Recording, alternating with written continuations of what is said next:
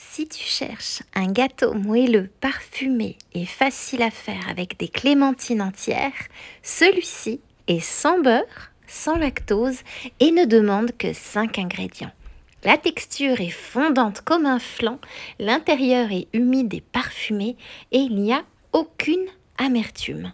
La clémentine donne tout son goût, toute sa douceur et ici on utilise les fruits entiers avec la peau pour profiter de tout leur arôme. C'est vraiment une recette parfaite en pleine saison des clémentines quand elles sont bien juteuses et bien sucrées. Je commence par 2 clémentines entières, je les lave soigneusement dans de l'eau additionnée de bicarbonate alimentaire même si elles sont bio. Et j'enlève la pédoncule, je coupe les fruits en quartier, je vérifie qu'il n'y ait pas de pépins et je les verse dans mon grand blender. J'ajoute ensuite 2 gros œufs,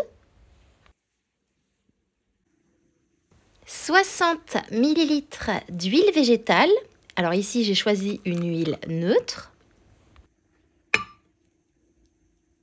Je verse ensuite 100 g de sucre complet, mais tu peux utiliser du sucre blanc, du sucre de coco si tu préfères.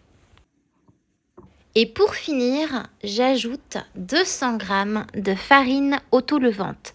Si tu n'en as pas à la maison, tu n'as qu'à mélanger 200 g de farine classique avec 7 g de levure chimique et une pincée de sel. Je mixe le tout pendant environ 30 secondes afin d'obtenir une pâte à gâteau lisse, fluide et bien homogène. Et je verse le tout dans un moule rectangulaire de 20 x 10-11 cm de diamètre, tapissé de papier cuisson.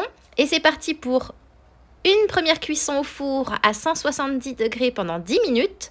Je sors le gâteau, je trace une fente au couteau sur le dessus. C'est ce qui lui permettra d'ouvrir le gâteau au centre. Et enfin, je remets à cuire 30 minutes supplémentaires et toujours à 170 degrés. Et pendant ce temps-là, je presse le jus de 3 petites clémentines ou alors 2 moyennes. Tu peux utiliser un presse-agrumes, un extracteur comme tu veux. De toute façon, tu peux même presser à la main. Et si tu veux ne rien jeter, pense à bien garder les écorces. Elles seront parfaites pour faire du sucre de clémentine fait maison.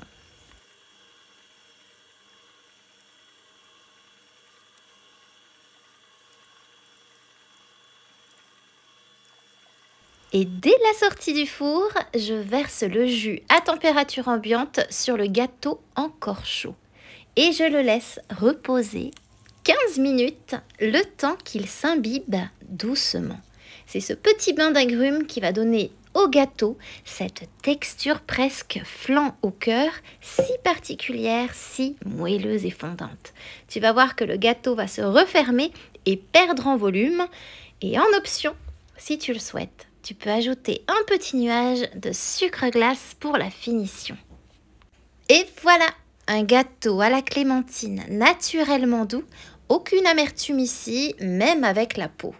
Et pour une version sans gluten, eh bien remplace la farine par de la poudre d'amande, la texture sera encore plus fondante. Et ma question du jour pour toi est la suivante. Cuisines-tu souvent avec des fruits entiers ?